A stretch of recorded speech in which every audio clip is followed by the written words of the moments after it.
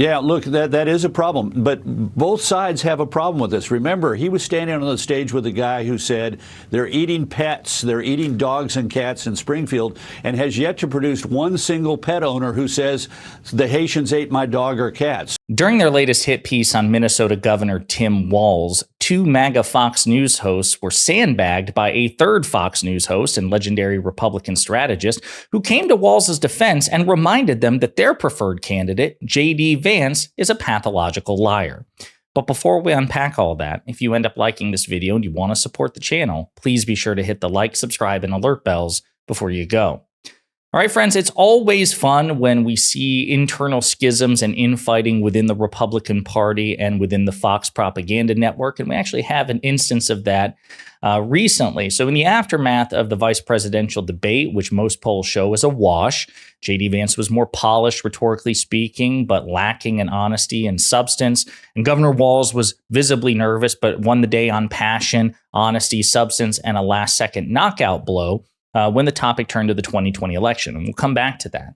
But in the aftermath, Fox is trying to maximize JD Vance's gains to the extent that he had any, and hyper-focusing on Tim Walz and his hyperbole, his exaggerations, his purported dishonesty.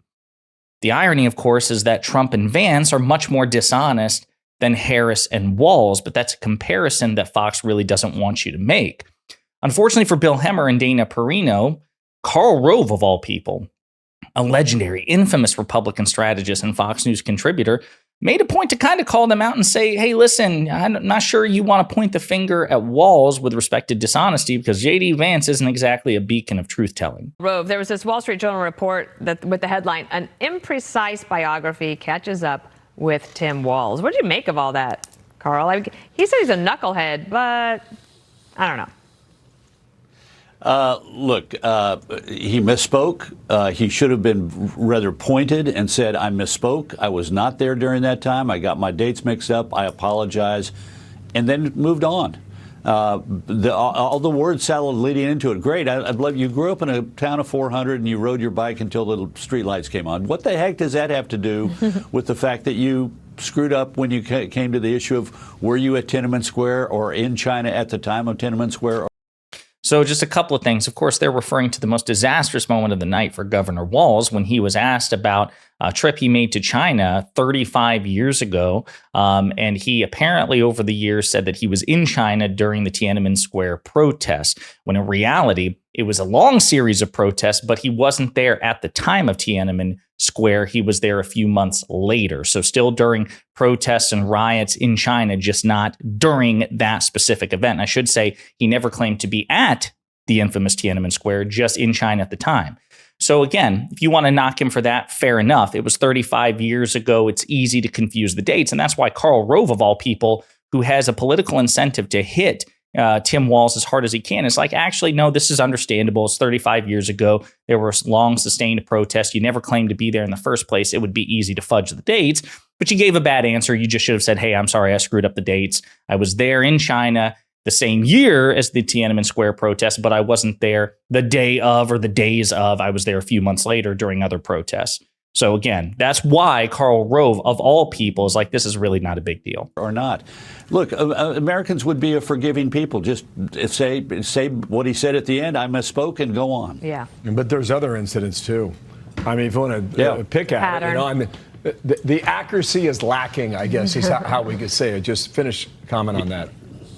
Yeah, look, that is a problem. But both sides have a problem with this. Remember, he was standing on the stage with a guy who said they're eating pets, they're eating dogs and cats in Springfield, and has yet to produce one single pet owner who says the Haitians ate my dog or cat. So, you know, this is a minor deal. I think what kind of an impact will it have? Will it have a big impact? No, not big or much. Okay. But you could get rid of the thing even easier by simply saying, I made a mistake. I misspoke. I apologize. But he had been talking this way for years about China in the summer of 1989 and never changed his story. Yeah. You write. So you see, you could hear Bill Hemmer while Karl Rove was talking, and he was like, oh, okay. You know, he could just sound totally dejected, like, oh, you're not going to make a bigger deal of this? Oh, you're going to remind us that our preferred candidate, the Republican vice presidential nominee, is also someone who struggles telling the truth on, quite frankly, more recent and substantive issues. And even then, Bill Hemmer tried to, he's misspoken. He's fudged this for years.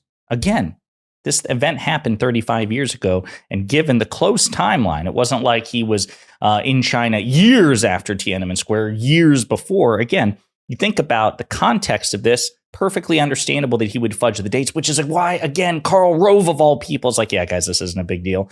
And also, I don't think it behooves anybody to talk about dishonesty given JD Vance's much more salacious and recent lies.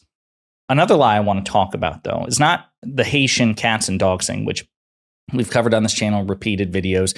It is incredibly insensitive. It's bigoted. It's contributing to an atmosphere of panic and chaos and terror in Springfield. But another major lie, perhaps the biggest lie or biggest moment of dishonesty, I should say, of JD Vance came at the end when he refused to answer whether or not Donald Trump won or lost the 2020 election. I want to remind you of this moment because it's pertinent to some other clips I'm going to show you. And it manifested itself because of Donald Trump's inability to say. He is still saying he didn't lose the election. I would just ask that. Did he lose the 2020 election?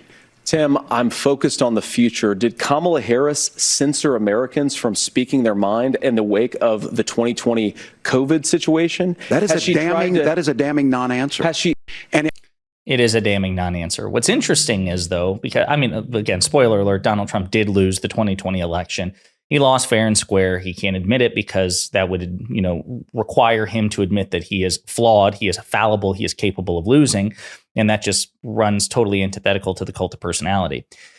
Well, what's interesting is a few days after that humiliation of dishonesty that JD Vance, subjected himself to because he was the one who was dishonest, he was asked this question by the Good Liars, which is a group of political commentators and reporters. They go to Trump rallies.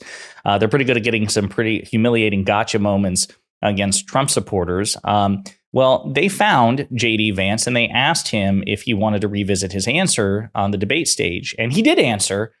And the answer is the worst possible one he could give and just eminently disqualifying. Who won the 2020 election? We're going to go to town hall. Could you just answer, did Donald Trump win, yes or no? Yes. He did win? Yep. So will you concede? Will you concede? If your opponent gets more votes, will you concede? I really feel bad for you, man. I just want to know, if your opponent gets more votes, will you concede?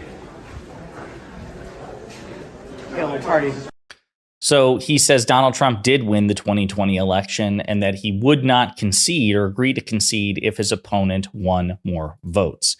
Again, eminently disqualifying an irrational electorate. That would be the permanent end of JD Vance's political career. He'd have to go back to writing, a sequel to Hillbilly Elegy or joining the All In Tech Bro podcast. That should be the end of his political career.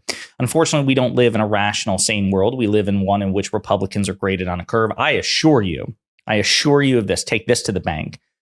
In a different timeline in which Democrats did this sort of stuff and gave that sort of answer, that would be the end of the Democrats' career. But again, we just grade Republicans on a curve because we are very much an irrational, ill-informed electorate, and we really need to change that.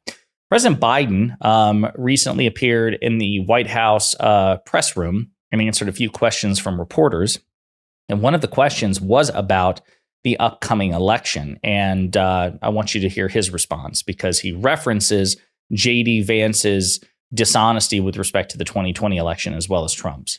Do you have confidence that it will be a free and fair election and that it will be peaceful?